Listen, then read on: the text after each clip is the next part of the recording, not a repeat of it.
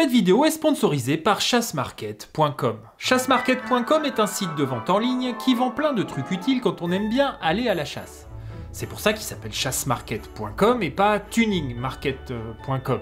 Ce que je veux dire, c'est que vous trouverez plus facilement des vêtements de chasse ou des pétoires que des pots ninja pour votre 103 SP guidon torsadé. Après, vous pouvez leur demander directement des trucs en utilisant le chat prévu à cet effet de poser des questions. Mais dis donc, Noël ne serait-il pas en train d'approcher muni de ses lutins facétieux? Mais bien sûr, Jean-Kevin, tu vas même obtenir 10% de remise supplémentaire sur tous les vêtements et accessoires que tu trouveras sur le site avec le code Richard1122. Alors rendez-vous après cette vidéo, me faites pas le coup, sur le site chassemarket.com. Voilà, vous leur ferez des bisous de ma part. Alors, je vais essayer de m'adresser à vous, les gens normaux qui vous baladez le week-end dans la nature. Alors, par gens normaux, j'entends pas encore trépanés par la propagande anti-chasse, dont Hugo Clément est le porte-étendard. Il est mignon, non? Gars, pépère. Ah bah c'est une bonne gueule. Il y a quelques jours, Hugo Clément, le susnommé, a partagé une vidéo que je vais vous montrer assortie de ce commentaire. Une mère filme ses filles pendant une balade ce matin à Arenton en Haute-Savoie, quand soudain... Voilà ce que subissent les habitants des campagnes pendant la saison de chasse. Selon la maman, aucun panneau chasse en cours n'était installé sur ce chemin public. Voici la vidéo en question. Tiens, ma feuille, et tu la fais pas tomber. Baisse-toi, baisse-toi. Baisse-toi, parce qu'il y a des chasseurs dans la forêt. Putain. Ok, qu'est-ce qu'on vient de voir?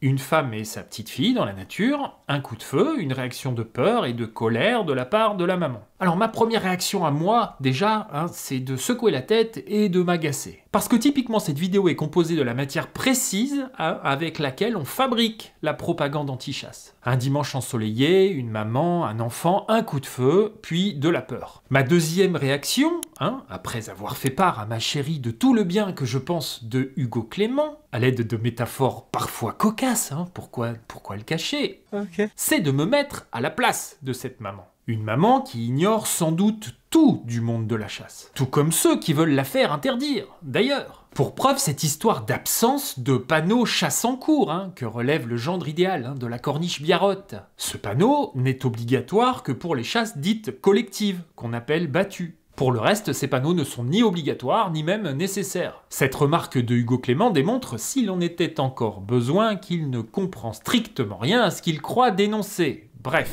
je vais vous poser une question. Comment vous expliquer que nous, chasseurs, qui sommes les premiers à être susceptibles de croiser d'autres chasseurs en action de chasse, n'ayons pas peur pour nos vies? Et pire, comment expliquez-vous que nous amenions nos propres enfants à la chasse? Écrivez pas psychopathe tout ça dans les commentaires, ça dégage, c'est dommage, c'est dommage. Bah la réponse est simple.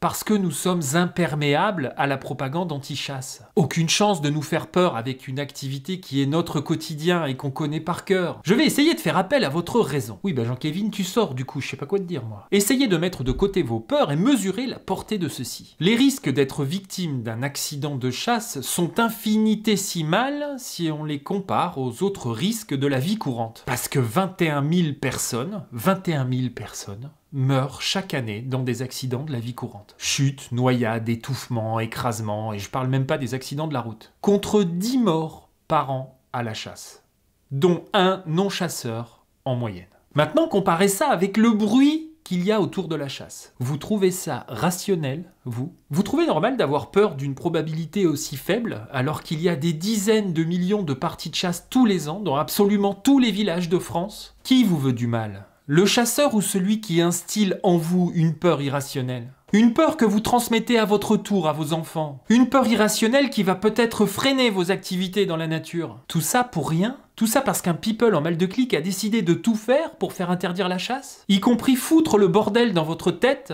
Cette femme qui a peur et qui protège sa fille sous les hurrahs de la sphère anti-chasse, était-elle réellement en danger? Plus que pendant le trajet en voiture qui l'a amenée dans ce champ avec sa petite fille? Quand elle a roulé sur cette route départementale et qu'elle a vu arriver en face une voiture, est-ce qu'elle a paniqué? Non, elle n'a pas paniqué parce qu'elle savait que cette voiture qui arrivait en face tenait elle aussi sa droite et qu'a priori, il ne lui arriverait rien du tout. Pourtant, le risque que cette voiture au dernier moment se déporte et la percute frontalement, il existe. Ça arrive même tous les jours en France. Mais la probabilité est si faible qu'elle ne prend pas en compte cette possibilité. Elle roule de manière sereine, elle croise cette voiture, le tout peut-être en rigolant avec sa petite fille. Mais elle est due à quoi, après tout, cette probabilité aussi faible d'être touchée par un projectile de chasse? Peut-être vous êtes en train de vous imaginer des balles qui vous passent à droite, qui vous passent à gauche, au-dessus de la tête, comme dans un champ de bataille. Cette probabilité est faible parce qu'à l'image des automobilistes, l'immense majorité des chasseurs respectent simplement les règles de sécurité. Et s'ils respectent les règles de sécurité, vous n'êtes pas en danger. Imaginez 2 secondes ce que ça donnerait, des centaines de milliers de personnes armées dans la nature et qui ne respectent absolument rien. Ça vous semble logique, les stats, du coup, semblent correspondre à cette image que je viens de vous donner? C'est ce qu'adorent vous dire les anti-chasses, mais imaginez 2 secondes ce que ça donnerait. Comme vous allez imaginer ce que ça donnerait si la majorité des automobilistes ne respectaient pas le code de la route. Donc non, la nature n'est pas un champ de bataille avec des balles traçantes qui vous frôlent à quelques centimètres. Ce coup de feu que vous avez entendu dans la vidéo, c'est sans doute un papy qui vient de tirer une grive à 200 mètres de cette maman et de sa fille. Une gerbe de petits plombs qui a parcouru quelques dizaines de mètres avant de retomber inerte quelque part. Je vous demande donc de vous poser 2 minutes et d'évaluer les risques à l'aune des statistiques, comme toute personne sensée. Il y a par exemple tous les ans des dizaines de morts à cause des frelons asiatiques. Bien plus que de morts à la chasse, donc. Vous trouvez que ce risque justifie de ne pas aller en forêt avec vos enfants? Un mort non-chasseur en moyenne par an. Ça justifie selon vous de ne plus aller en forêt avec vos enfants ou même de vous jeter au sol dès que vous entendez un coup de feu? Vous voyez bien que cette peur qui vous est collée dans la tête n'a rien de rationnel et ne sert que ceux qui veulent faire interdire la chasse. Plus vous avez peur, et plus un soulèvement populaire, ce soulèvement populaire qu'ils ne parviennent pas à fabriquer malgré tous leurs efforts, aura des chances de se produire. Je n'ai qu'à compiler tous les accidents d'avion, d'ULM, de planeurs, de deltaplane même, de les monter en épingle avec la complicité de la presse, de recueillir le témoignage de gens qui bitent rien à l'aviation mais qui vont quand même vous expliquer que cette situation est parfaitement anormale alors qu'en fait elle ne représente absolument non plus aucun risque. Tout ça pour créer de toutes pièces une peur en vous que vous n'aviez pas. Et ils se disent lanceurs d'alerte, alors qu'ils ne sont en réalité que lanceurs de peur. Leur travail, c'est de distordre la réalité, de la rendre effrayante, de tout exagérer, de brailler, de taper du pied, de trépigner. Tout ça dans l'espoir de créer chez vous une émotion négative. Leur objectif est d'abolir votre discernement. Alors qui vous veut du mal?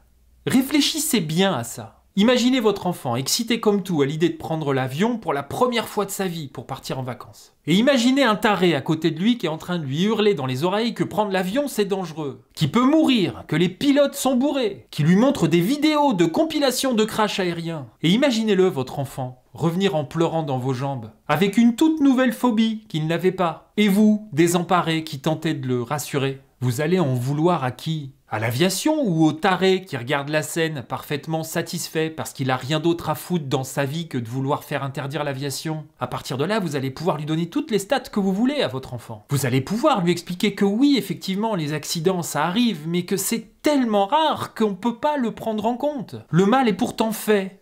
L'émotion a aboli le discernement. Des dizaines de millions de parties de chasse. Des dizaines de millions de gens dans la nature. Un mort non-chasseur par an. Je vous demande de vous poser et d'évaluer les risques réels que vous prenez quand vous entendez un coup de feu à proximité dans la forêt. Je vous demande de vous imaginer dans votre voiture, faire des appels de phare à toutes les voitures que vous croisez, de klaxonner pour vous signaler, de crier à votre enfant de se baisser dans la voiture avec une voix paniquée, parce qu'il est effectivement statistiquement possible que la personne qui arrive en face soit alcoolisée et soit sur le point, par exemple, de vous percuter. C'est non seulement irrationnel, mais aussi statistiquement ridicule. Voilà l'exacte réaction que vous venez de voir de la part de cette maman dans la vidéo partagée par Hugo Clément. Mais je ne peux pas lui en vouloir à cette maman, parce qu'elle est d'une part ignorante des choses de la chasse, et d'autre part totalement intoxiqué par la propagande anti-chasse. Moi, ayant une bonne connaissance de la chasse, et ayant grandi parmi les chasseurs, je n'ai jamais peur dans la nature. Même quand ça pétarade de partout parce que la migration des grives a commencé.